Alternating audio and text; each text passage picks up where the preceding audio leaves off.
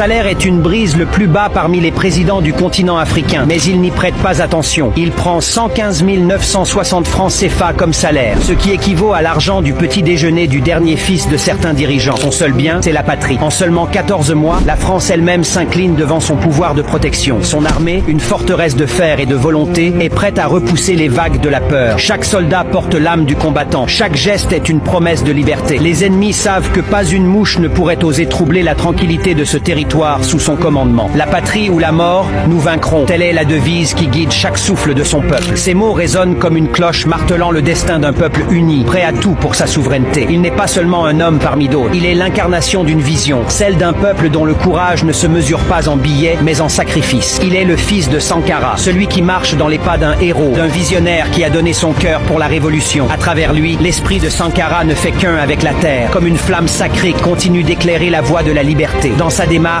une sérénité inébranlable, un silence lourd de sens. Il porte en lui la promesse d'un monde où les peuples s'élèvent, où la dignité n'est pas négociée, où l'on défend la liberté et la souveraineté de son pays avec toute la force de son âme.